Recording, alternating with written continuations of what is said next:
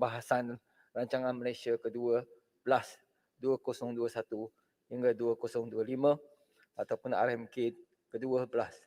Secara keseluruhannya, KBS menerima 6 isu utama yang telah dibangkitkan oleh ahli-ahli yang berhormat.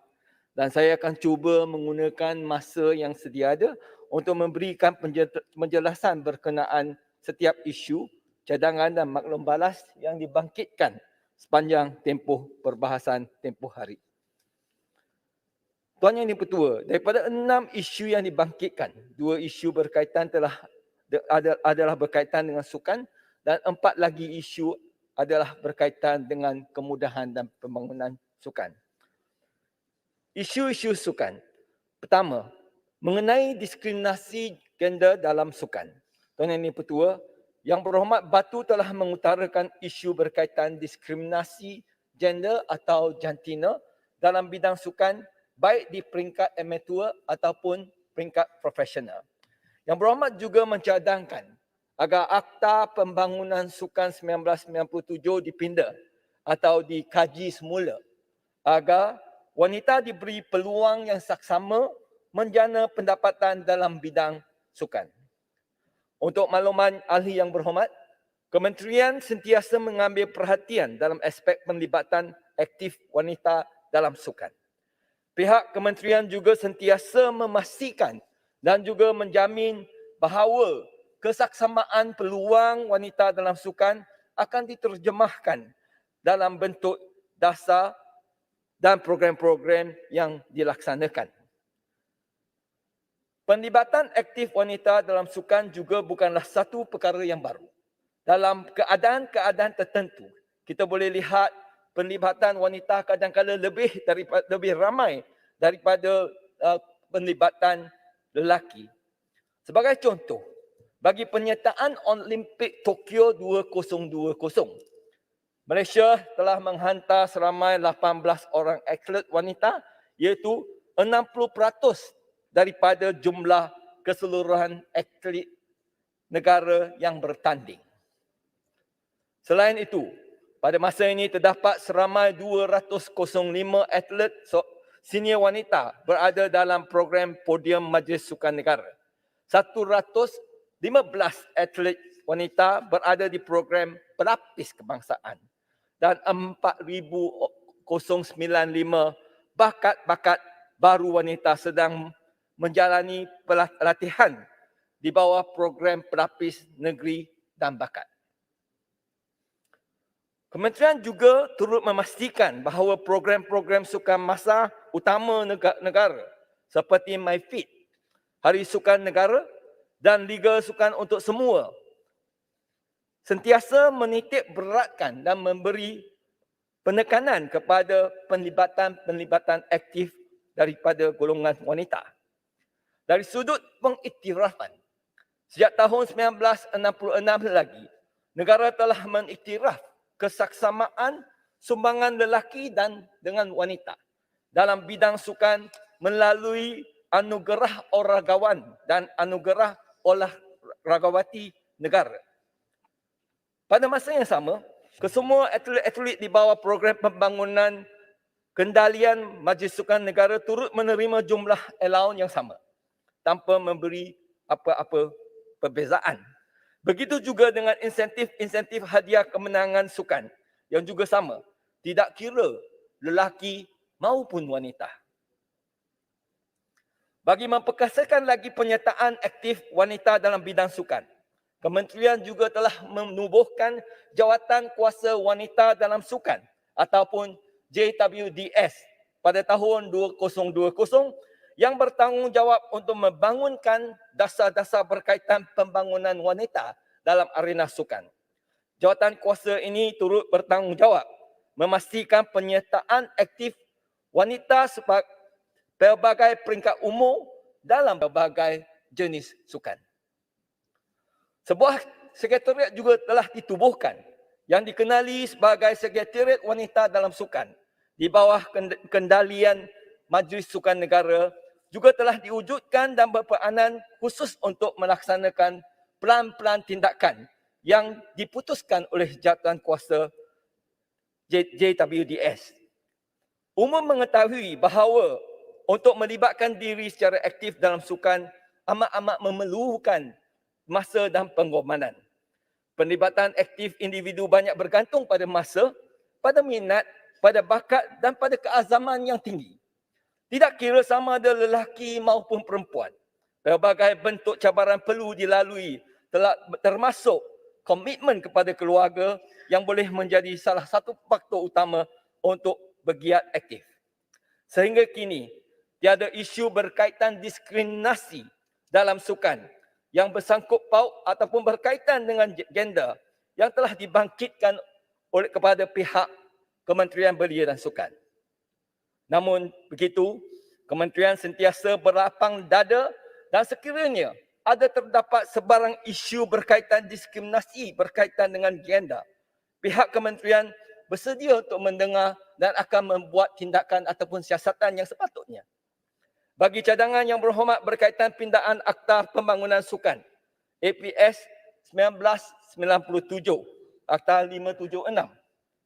Pihak Kementerian kini sememangnya sedang dalam kajian untuk meminda Akta Pembangunan Sukan, APS 1997 dengan mengambil kira dan mengkaji hala tuju serta perancangan baru pembangunan sukan negara nanti.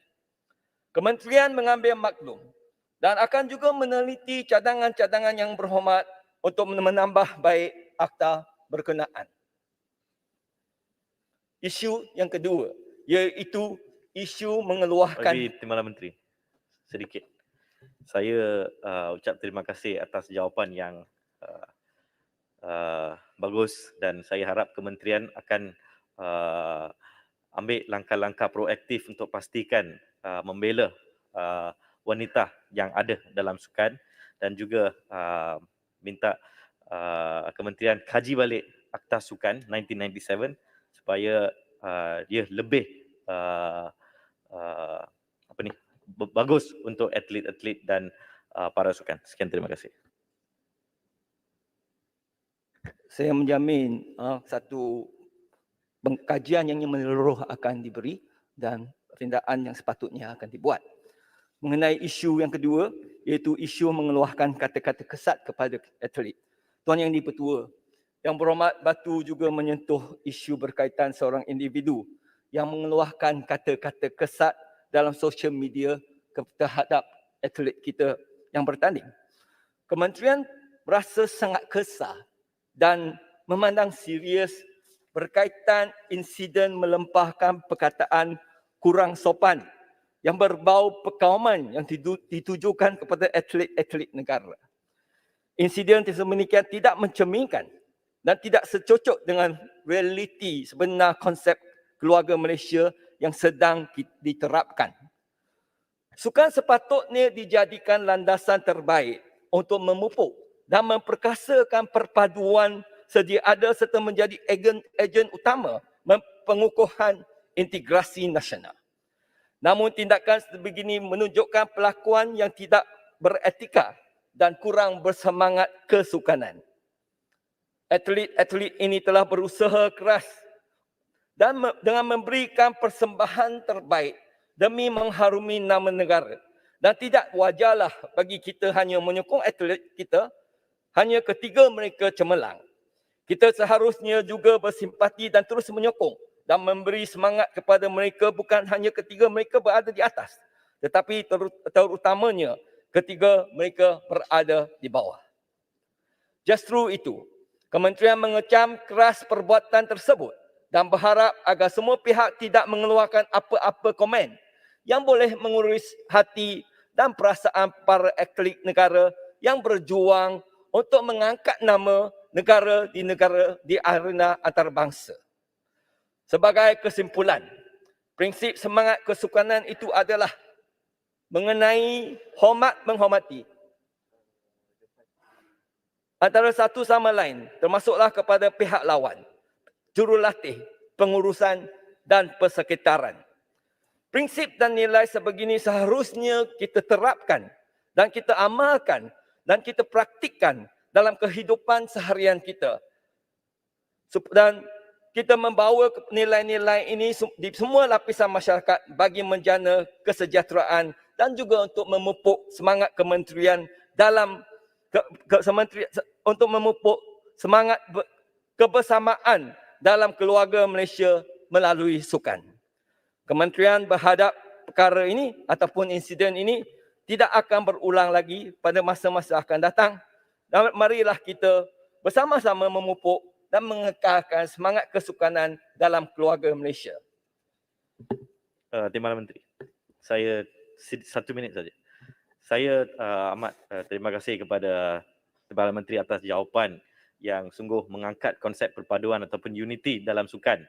Dan saya rasa ini akan jadi satu pengajaran kepada mana-mana ahli politik, jangan menggunakan politik dalam sukan ataupun jangan menggunakan perkauman dalam sukan. Dalam sukan kita jangan tengok kulit tapi tengok kualiti. Itu saja. Sekian, terima kasih. Saya rasa apa yang berlaku adalah perlakuan seorang individu yang tidak bukanlah mewakili ataupun mencerminkan parti dan sebagainya. Dan janganlah kita mempolitikkan satu insiden semata-mata untuk menyemarakkan lagi kemarahan. Yang penting ialah kita harus ambil insiden itu sebagai satu teladan bahawa rakyat Malaysia, keluarga Malaysia tidak menerima dan tidak akan membenarkan perkara seperti berikut berlaku lagi. Tuan Yang di-Pertua, mengenai isu-isu kemudahan sukan. Kementerian menyambut baik akan keprihatinan Yang Berhormat Si Buti sewaktu perbahasan rancangan Malaysia ke-12 yang telah memohon agar kerajaan menaik taraf padang sedia ada kepada rumput sintetik di padang majlis daerah Sobis. Untuk maklumat ahli Yang Berhormat, Kementerian Belia dan Sukan mengambil maklum mengenai perkara ini dan kementerian ini sedang dalam proses semakan fasiliti-fasiliti sukan untuk tujuan naik taraf.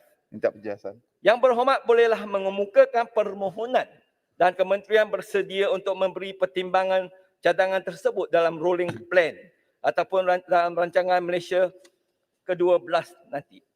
Okey, Yang Berhormat. Untuk Si Buti Menaik sikit. taraf dan membaik pulih kemudahan sukan. Yang Berhormat, Yang Berhormat, Timbalan Menteri ada 2 orang. Nak layan ke tak nak layan? Daripada Si Buti tadi sikit. Mengenai isu apa?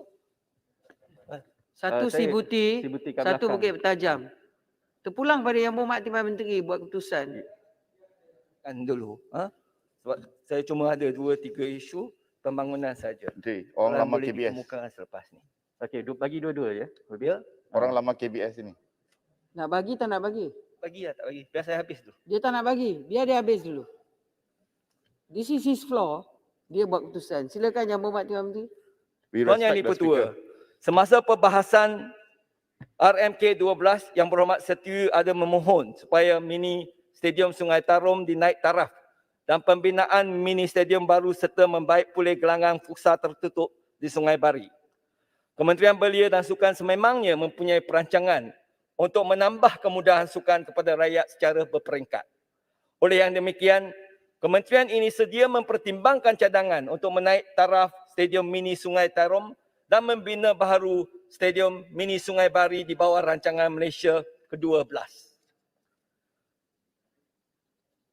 Permohonan membina Timbalan Kompleks Sukan Sri Iskandar. Tuan Yang di-Pertua, Yang Berhormat Parit turut mengemukakan permohonan berkaitan kemudahan sukan khususnya dalam RMK 12 ini dengan memohon sebuah kompleks sukan Sri Iskandar dalam kawasan Parlimen Parit. Untuk makluman Yang Berhormat, kementerian ini telah mengemukakan permohonan untuk membina baru kompleks sukan Sri Iskandar bawah peruntukan Rolling Plan kedua, RP2, Rancangan Malaysia ke-12 dan tertakluk kepada kelulusan Kementerian Kewangan dan Unit Perancang Ekonomi Jabatan Perdana Menteri. Mengenai status pembinaan Kompleks Sukan Tenum, Tuan Yang di-Pertua, seperti ahli-ahli Yang Berhormat yang lain, Yang Berhormat Tenum turut juga menanya mengenai persoalan berkaitan status terkini tentang pembinaan Kompleks Sukan Tenum. Untuk makluman ahli Yang Berhormat, kerja-kerja naik taraf Kompleks Sukan Tenum ini dijangka bermula pada bulan Disember 2021. Pada masa ini, iklan tender projek sedang berjalan sehingga pertengahan Oktober 2021 diikuti dengan proses pemilihan pembida sebelum projek dapat dimulakan. Tuan Yang di-Pertua, setakat ini sahajalah Speaker. maklum balas. Menteri, sikit je. Farid, KBS. Speaker, Siapa? Yang Berhormat, Menteri, Yang Berhormat bagi Tuan Menteri, Farid nak tanya soalan lagi. Bukit Bertajam. Farid Kim belakang. Tajam Si Buti satu. dan si Buti. Bukit Bertajam. Okey. Terima kasih. Silakan. Terima kasih Datuk Speaker dan terima kasih kepada Timbalan Menteri Belia dan Sukan. Tadi saya dengar berulang kali Timbalan Menteri sebut tentang keluarga Malaysia dan juga menegaskan bahawa dalam sukan tidak ada perbezaan dari segi kaum, agama dan politik. Dan saya berterima kasihlah kepada kerajaan terutama Timbalan Menteri kerana mengecam tindakan seorang ahli politik sebelah kerajaan yang menggunakan kata-kata yang kasar bersifat kekauman terhadap atlet kita. Tapi di sini saya baru dapat satu berita, kenyataan media Exco Belia dan Sukan Negeri Pulau Pinang yang mengatakan bahawa beliau menerima arahan bahawa kerajaan pusat Kementerian Belia dan Sukan tidak lagi menjemput beliau selaku Exco Kerajaan Negeri Pulau Pinang dalam isu belia dan sukan untuk menyertai mesyuarat perancangan Hari Sukan Negara di peringkat Pulau Pinang. Jadi adakah ini satu tindakan yang orang kata memangsakan Kerajaan Negeri Pulau Pinang, dan saya difahamkan perkara yang sama berlaku di Selangor dan di Negeri Sembilan. Adakah ini menunjukkan bahawa Menteri Belia dan Sukan sendiri telah melakukan satu tindakan yang bersifat politik mengenepikan kerajaan-kerajaan negeri yang mungkin tidak sehaluan dari segi parti pemerintahnya. Jadi saya nak minta penjelasan Timbalan Menteri dan juga jaminan bahawa Kementerian Belia dan Sukan akan merangkumkan, iaitu include dengan izin semua pihak termasuk Kerajaan Negeri Pulau Pinang, Selangor, Negeri Sembilan dan kerajaan-kerajaan negeri yang lain seperti yang telah dilakukan semasa pentadbiran Pakatan Harapan. Terima kasih. Daripada si Buti. Tuan Yang di-Pertua, saya rasa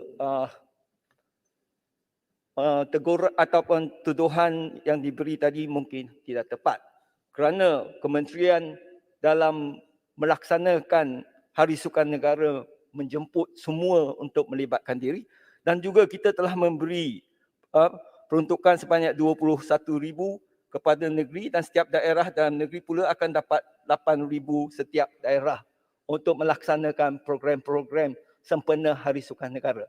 Jadi kalau ada apa-apa, saya rasa kita tidak memberi apa-apa diskriminasi. Saya minta jaminan Timbalan Menteri untuk memasukkan semula, melibatkan semula Exco Belia dan Sukan di negeri-negeri Pakatan Harapan dalam penganjuran. Bukan saja memberikan peruntukan tapi melibatkan semula. Sebab sebelum ini beliau telah dijemput untuk mempengerusikan mesyuarat. Tapi hari ini beliau dimaklumkan tak boleh hadir, tak melibatkan kerajaan negeri. Saya minta satu jaminan daripada Timbalan Menteri Belia dan Sukan dalam isu ini. Terima kasih. Saya akan siasat bagi jaminan untuk boleh siasat tapi bagi jaminan sebab ini kata keluarga Malaysia dan tidak melibatkan politik. Jadi saya rasa benda ni tidak ada masalah. Kalau tidak benar tak apa. Kalau benar bagi memang jaminan. tidak perlu dipolitikkan. Ya, Kalau boleh bagi memang jaminan. ada apa-apa, kita akan membawa kepada Saya faham. Saya minta agensi Timbalan Menteri memberi satu jaminan bahawa akan melibatkan kerajaan Dia tak negeri. berani bagi jaminan. Jaminan. Boleh? yang saya katakan tadi, memang kita melibatkan semua negeri dan daerah. Boleh lah maksud dia. Maksudnya boleh dijemput semula ke mesyuarat dan mempromosikan mesyuarat di peringkat negeri. Boleh lah, boleh. Kita anggap itu sebagai jaminan, Datuk Speaker.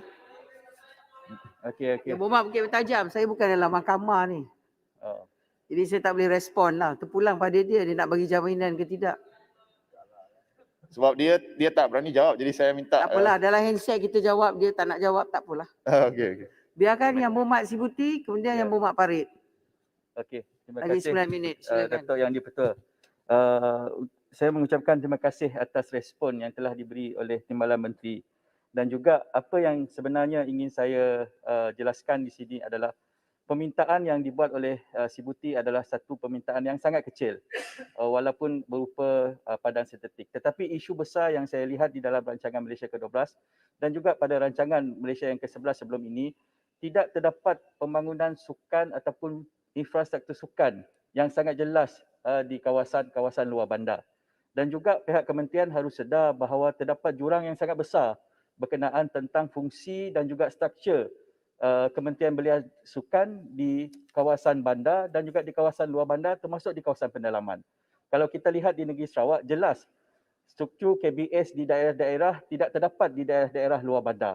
Bagaimana untuk kita memperkasarkan sukan, memperkasarkan belia di kawasan luar bandar. Dan juga kali terakhir saya melihat pembangunan gelanggang-gelanggang sukan di Sarawak adalah sebelum 2017. Dan sepanjang 2017, 2018 sehingga sekarang, tiada satu pun pembangunan infrastruktur Kementerian Belia dan Sukan di kawasan luar bandar Sarawak, mungkin di Sabah ataupun di Semenanjung Malaysia. Ini haruslah diberi penjelasan dan juga harus dibuka mata besar-besar supaya kemudahan-kemudahan ini dapat diguna pakai dan juga memberi kemudahan kepada golongan belia dan juga mungkin masyarakat pada ketika ini. Terima kasih, Timbalan Menteri. Sikit lagi, Menteri. Farid, yang pertama saya nak ucap terima kasih kepada penjelasan tentang permohonan kompleks sukan Seri Iskandar. Sebagaimana yang Menteri tahu bahawa kawasan Seri Iskandar merupakan kawasan bandar ilmu, beberapa buah universiti, kolej, termasuklah institusi pendidikan sekolah rendah dan menengah. Dengan adanya kompleks sukan yang kita mohon masuk penjelasan daripada Yang Berhormat Menteri sebentar tadi akan memberikan suatu kelebihan khususnya kepada anak-anak muda kita, anak-anak sekolah kita termasuk pelajar-pelajar universiti. Jadi saya mohon supaya kompleks sukan Seri Iskandar ini dapat dimasukkan dalam RMK 12 ini dan tampaknya memang bersebelahan betul dengan Institut Kemahiran Belia Negara. Jadi saya mohon untuk pihak kerajaan dapat mempertimbangkan untuk dimasukkan di dalam RMK 12 ini dan bukan kepada RP2. Terima kasih. Terima kasih atas cadangan dan makluman yang telah diberi oleh kedua-dua Yang Berhormat Sibuti dan Farid. Sememangnya secara umum memang pembangunan kawasan bandar dengan kawasan luar bandar ada perbezaan. Mungkin disebabkan prasarana dan juga mungkin disebabkan penumpuan yang lebih perlu diberi dan telah akan diberi kepada kawasan-kawasan pedalaman untuk memastikan jurang perbezaan infrastruktur dan kemudahan yang ada dapat dikurangkan. Mengenai makluman yang diberi Yang Berhormat Farid, kita akan mengambil maklum dan membuat keputusan yang sepatutnya. Sekian, terima kasih.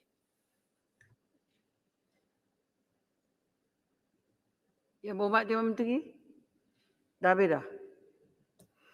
Terima kasih. Sekarang saya menjemput Yang Berhormat Menteri di Jabatan Perdana Menteri Hal Ehwal Sabah dan Sarawak 15